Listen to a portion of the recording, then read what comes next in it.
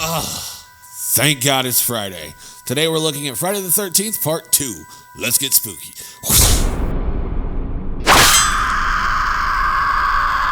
Greetings, everyone. My name is Nightshade. This is The Night Shift, a home for all things spooky, and today we're looking at Friday the 13th Part 2, released in 1981. So after the first, Friday the 13th received a bunch of praise and just a lot of success, obviously a sequel was going to be underway. Like, this movie was greenlit and then immediately released the following year. Now, I personally say that this one is definitely an improvement over the first one. Not that the first one is bad at all, but they just did it a little bit better in this one. And that seems to be a trend for the next couple of movies. Like, they just keep getting better and better as time goes on. The more you do something, the better you get at it. Such is the case with the Friday franchise. Like, they just keep getting better and better and better until they don't.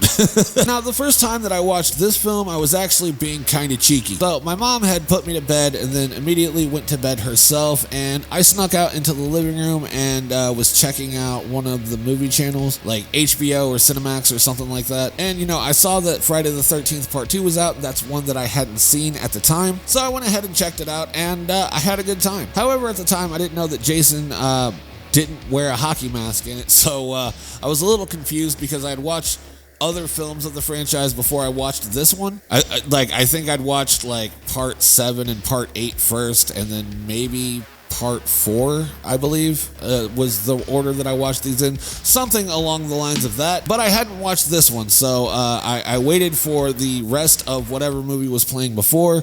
I let that one play out all the way, and then I watched Friday the 13th Part 2 in its entirety. And the ending to this one really stuck with me and kind of messed me up a little bit, but we'll get more into that later on in the video. But as for right now, let's go ahead and get into the actual review. Now, for this review, I'm going to break it down into two categories, the positives and the negatives. Let you know what I liked about this movie and what I didn't like about this movie. Then I'm going to tell you what my favorite scene in this film is and why it is my favorite scene. Then we are going to score this out of a possible 10 points and end the video. But here on The Night Shift, we always start things off on the bright side with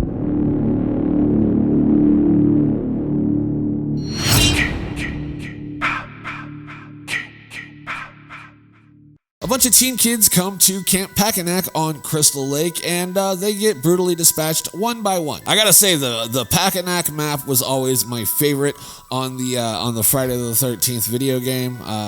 Man, that was such a good game. I wish it still existed. But, you know, the story is basically exactly the same as the previous film and the rest of the films going forward. It's all essentially the same movie. But, you know, whenever it comes to the Friday franchise, you always know what you're going to get. Whenever it comes to these films, I always have them on in the background whenever I'm doing something like sculpting a mask or painting a mask, or working on music, stuff like that. You know, it doesn't really matter which one you put on. They're all essentially the same film, and, you know, it's just a different flavor of violence throughout each of them. But, you know, they're all plots that I enjoy, so obviously I had to throw it here on the positives list. And next up on the positives list, we have... So, like, they definitely paced this a lot better than they did in the first film. This film is definitely, like, a higher octane version of the first film. They're, like, Jason's a little bit more aggressive, and we actually see Jason in this one. The scenes are cut a lot better. The pacing is so much better. And, you know, we get good chase sequences in this one as well. Better action and like more thrills. Just like the pacing of this film is substantially better. There's like not any scene in particular, at least not right now that I'm thinking of, that gets drawn out longer than it needs to be. Like maybe the opening, but that's about it. But other than that, I can't think of anything that needed the fat trimmed off of it at all. Yeah, just this film is substantially better paced than part one. So, moving right along into our next positive, we have...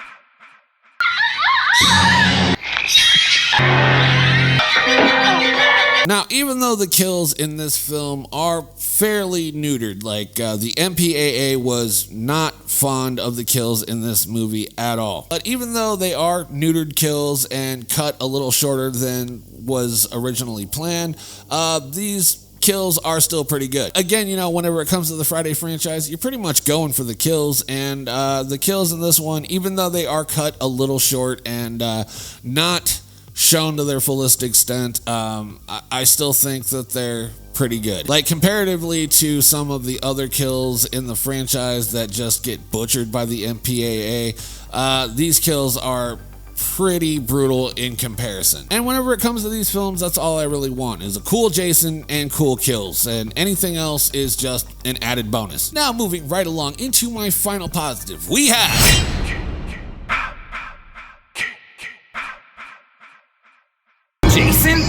Jason fucking Voorhees. Fancy meeting you here. So this is Jason's first outing, and I actually really love it. Even though I'm very much against a sackhead killer, I don't like the sackhead Jason look. I think it's kind of dumb. But aside from that personal preference, Jason's pretty cool in this. And even though he's cool, it's still a little bit confusing as to why he's in this film. You know, Mrs. Voorhees stated that, you know, he had drowned, and we all assumed he was dead. However, in this one, he's a full-grown man, and no other explanation is really given to why. Now, I do have a friend, and Friday the 13th Part 2 is his favorite Friday, and he explained it like, you know, drowning just means that you get water in your lungs. It doesn't necessarily mean that you die. Jason could have been saved and grown up as an adult man, and, you know, Mrs. Voorhees is just mad that her son was even in that predicament anyways,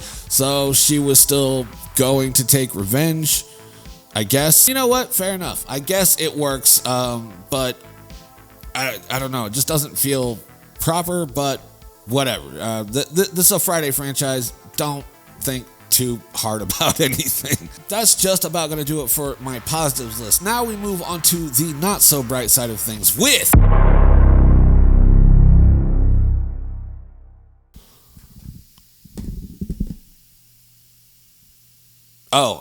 yeah, I don't really have any negatives for this film. Not really. Anyways, I guess, like, it's dated. It's old, but that's not a negative for me. I actually really like old movies. Yeah, other than it's dated, and I'm not a fan of Jason's look because I don't like sackhead killers, I don't really have any negatives. So let's go ahead and move on to the next subject, which is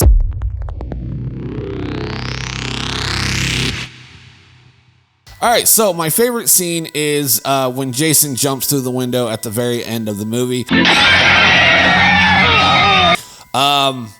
That is fucking awesome. So even though I don't like the sackhead Jason look, I do love Jason unmasked. For whatever reason, whenever I watched this film, Jason's look fucking scared me. You know, like whenever he jumped through the window and they did like a really creepy close-up on his face, like it just really disturbed me as a kid, and it stuck with me for a couple of days. Like it was like burned into my brain and like just kind of fucked me up. And you know, the things that traumatize me end up being like my favorite parts of horror movies. So yeah, definitely the jump through the window ending is by far my favorite scene in this film. Because, you know, it really fucked me up as a kid. Like, mind you, I was in like 3rd grade whenever I saw that, so it was new to me. So with all that being said, I'm gonna score this a solid 6 out of 10, maybe even a 6.5 out of 10, because although this one is definitely not one of my favorites either, it's not a bad one, and it's one that I would choose to watch over certain other films in this franchise. But yeah, it neither picks my pocket nor breaks my leg. So it's a middle of the road kind of movie for me, and yeah, I like it. And that's all there is to say about that. So that's just gonna about do it for me. If you like the video, let me know by leaving me a like. Comment down below what you want to see on the channel next. I will do my best to accommodate. I really will. And until next time, my name is Nightshade. This has been The Night Shift, and I will see you in the next video. Stay spooky, my friends.